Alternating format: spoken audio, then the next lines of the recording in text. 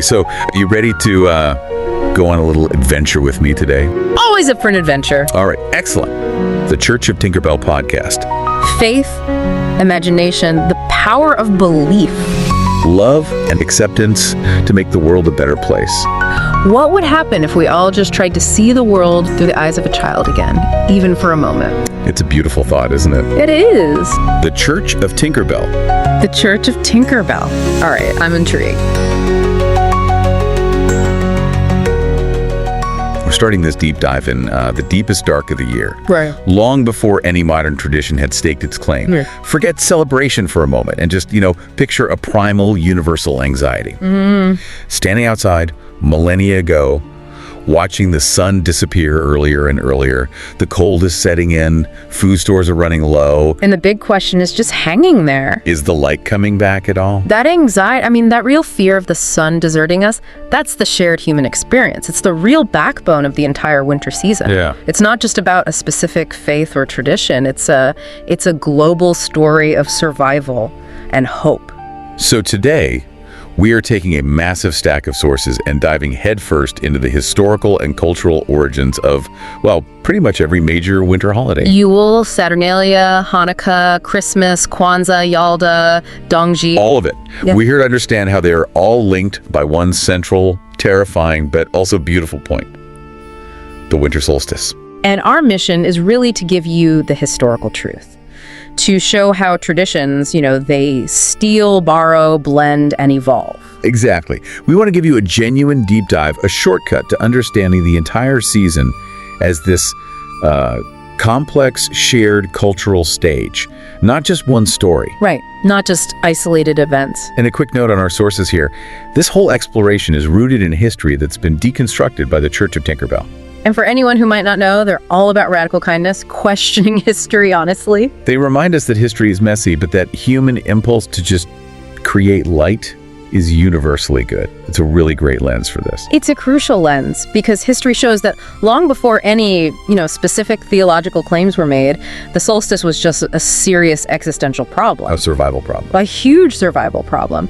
And humans responded not by retreating, but by gathering. They told stories, they lit these massive, difficult to maintain fires. They feasted, the source has this beautiful line, they feasted as if joy itself were a survival strategy. I love that. It's so good. It reframes everything. It tells us this time of year is fundamentally about a shared psychological response to the environment. Totally. That first human who saw the days shrinking must have been filled with just dread. And that dread is tied to one crucial astronomical fact, the winter solstice. The shortest day, the longest night of the entire year. But the magic is what happens right after. Exactly. The sun starts to climb again. That turning of the light, that moment where darkness peaks and then starts to recede, that's the universal starting gun. Okay, so let's unpack this cultural timeline. We have to start where winter was truly, truly unforgiving. The old Germanic and Norse lands. Let's talk about Yule. Yule, or Jul, in Old Norse, was the big midwinter festival. It wasn't just a day, it could last for weeks. It was about marking midwinter, honoring gods like Odin, and paying tribute to ancestors. And this is where we start seeing the recognizable vibe of the season start to emerge. They brought evergreens inside. Pine, fir, holly. What was that about? It was a visible act of defiance against winter. They were literally symbols of life that refused to die. Green stubbornness. Yes, green stubbornness in the face of all this cold and barrenness. It was a tangible piece of hope. And then you have the legendary Yule log. This wasn't just a regular log for the fireplace, was it? No, not at all. It was often a massive piece of oak or birch. It was carefully selected, sometimes decorated, and the whole point was that it had to burn continuously. For how long? For 12 days or more. It was a powerful physical representation of hope. The source calls it a fiery promise that light would defeat the darkness. And beyond the ritual, they were feasting. Drinking. Yeah, they were shouting, literally, at the darkness, toasting and basically saying, you may be dark, but we are not done yet. The continuity is just so striking. The sources show this whole Yule sensibility. The trees, the log, the feasting, it all fused so tightly with what became Christmas. It's impossible to separate them, and the proof is right there in the language. The Scandinavian word for Christmas is still Jule. Okay, so while the Northern Europeans are defying the dark with fire and wood, let's shift down to the warmer Mediterranean. To the Roman world. A very different kind of defiance. Sanctioned chaos. Yes. Saturnalia. Exactly. Saturnalia, honoring the god Saturn, kicked off on December 17th, and it quickly became the Roman winter party. Work stopped, schools closed, and social rules didn't just loosen. They often inverted, and that inversion is the most radical part. Slaves were granted these temporary, really unusual freedoms. Like what? They could jest with their masters, wear their masters' clothing, and crucially, they would dine with them, sometimes even before them. It was a massive pressure release valve. And if you're looking for the ancestor of modern Christmas shopping and party going, this is it. This is it. Romans spent the week gambling, feasting, and exchanging these small, often whimsical gifts. What kind of gifts? Things like small wax candles called ceri, and little terracotta figurines. The candles, of course, were deeply symbolic. The return of the light. Right. You can see the DNA of gift-giving and decorating embedded right there. But here is the major plot twist. This is what makes December 25th so historically contested. Saturnalia led up to the solstice, but December 25th was already a massive, state-sponsored Roman holiday. Before Christianity ever claimed it. That's the key. By the 3rd century, Emperor Aurelian was actively promoting the cult of Sol Invictus. The Unconquered Sun. The Unconquered Sun. And in 274 CE, he formally established a huge feast celebrating the birth of the sun god on, you guessed it, December 25th. So when Christianity began to expand, the entire late December calendar it was already booked solid. It's a pretty crowded party to walk into. It is. And the sources confirm that for the first couple of centuries, Christians weren't that interested in celebrating the Nativity. Easter was the main event. The resurrection. Right. But as the faith spread, they needed to set a date for the incarnation, and the Gospels don't really give you any scheduling help. Which brings us to the big scheduling question. There are two main theories historians debate for landing on December 25th. The first is what we just set up, the solar remix. That theory suggests Christian leaders pragmatically chose December 25th to align with, or, compete against, the super popular pagan festivals. Especially Sol Invictus. By putting Christ's birth on that same date, they were basically rebranding the season of light, the birth of the sun replacing the birth of the sun. And the second theory is the sacred math. It's less about competition and more about internal theology. This one is a little complex. It is. So this tradition, which goes way back to the 3rd century, it posited that the moment of Christ's death had to align with the moment of his conception. The integral age. The integral age, exactly. So if they calculated his crucifixion as being on March 25th, that date then also became the Annunciation, the moment of conception. And if you count 9 months forward from March 25th, you land squarely on December 25th for the Nativity. It's fascinating, and what most historians agree on is that it's probably a mix of both. The date made theological sense internally. And it provided a very convenient, non-disruptive way to slide into a season that was already full of popular Roman parties. It was a perfect fit. So Christmas was essentially layered right on top, creating this ultimate cultural megamix. Let's trace how the customs got borrowed. The borrowing is extensive. Take evergreens and wreaths. As we said, pagans and Romans were already bringing them inside as symbols of life. But the decorated Christmas tree as we know it, that comes later. Much later. That traces specifically to 16th century German Christians. They decorated trees with candles, or if trees were scarce, they'd build these wooden pyramids and cover them with greens. And the Yule log, that fiery promise from the north, that didn't just disappear. No, it just evolved. The custom of burning a special log at Christmas is all over medieval European sources, and the name Yule log shows up in English in the 17th century. It's explicitly preserving that tradition. Right. And what do we do when we want to keep a tradition but make it easier? We turn it into dessert. Hence, the bûche de Noël. That elaborate cake is a symbol of that massive log burning defiantly on the hearth. Okay, but if we're looking at Christmas's biggest modern symbol, we have to talk about Santa. Where do we even start with that history? Santa's lineage is a true masterclass in cultural blending. It starts with a real person, Nicholas of Myra. A 4th century Christian bishop. Right, known for these secret, radical acts of generosity, famously dropping bags of gold through windows to save 3 sisters from poverty. His feast day, December 6th, was the original anchor for gift-giving.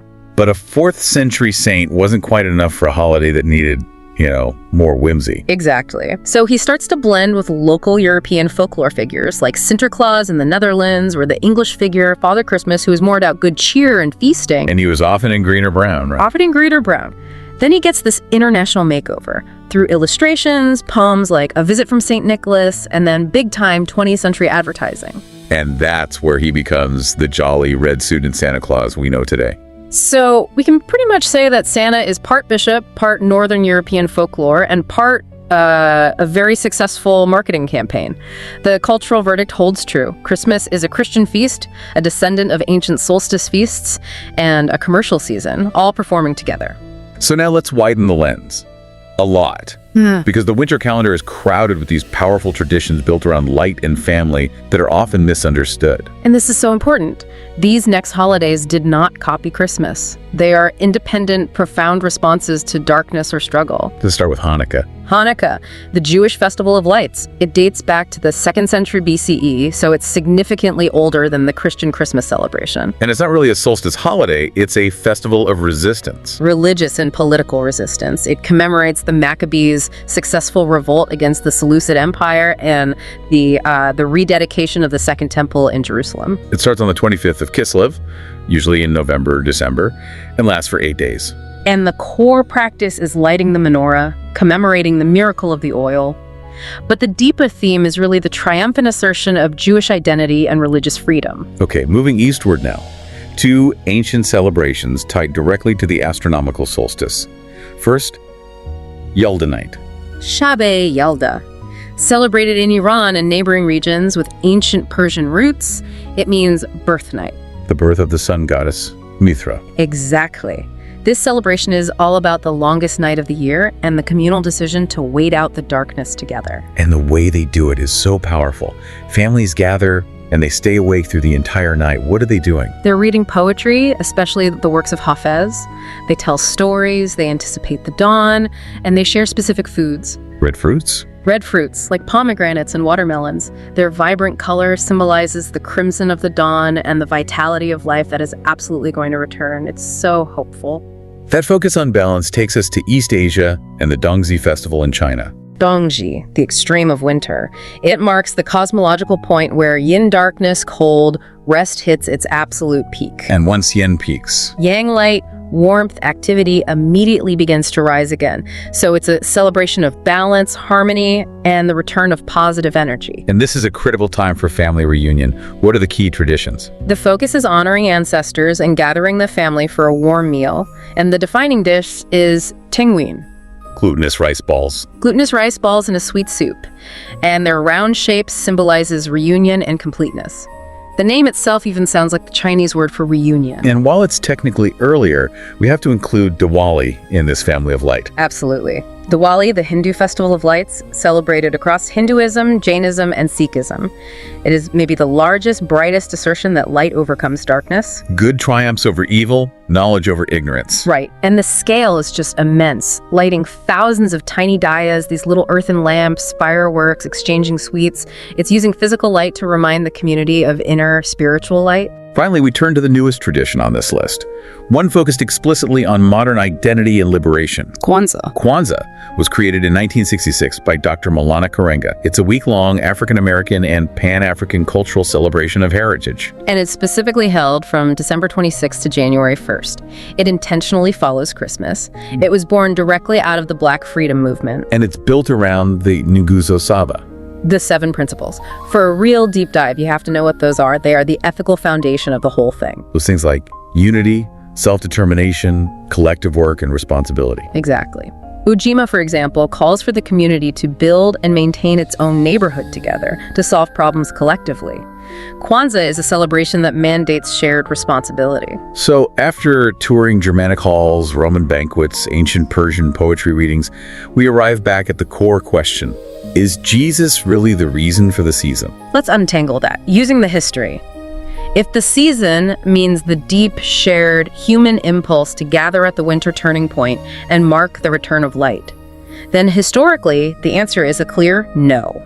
The season is much older. It was shaped by Yule, Saturnalia, Hanukkah, Yalda, Dongzhi. All of which predate or develop totally independently of Christmas. The solstice is the reason for the season's existence. However, if the season means the specific Christian feast of Christmas, celebrating the Incarnation, then for followers of that faith, yes, he is the theological center of that holiday. but the biggest takeaway, I think, is the cultural verdict. Even the Christian celebration is a massive cultural remix. It uses a borrowed date, borrowed evergreens, an inherited Yule log tradition, and a gift giver who is part saint, part myth, and part corporate icon. History doesn't show one owner. It shows, as this source says, a big shared stage with many stories performing together. And that shared stage is the beautiful complexity of it all. No single tradition owns the calendar, but all of them are strengthened because they reflect this universal courage. The courage of people who stood in the face of the darkness and just kept hope and light and community alive. They weren't waiting for one moment, they were saving themselves together. And that brings us right back to the philosophical core of our source material, the Church of Tinkerbell. They provide this powerful final synthesis.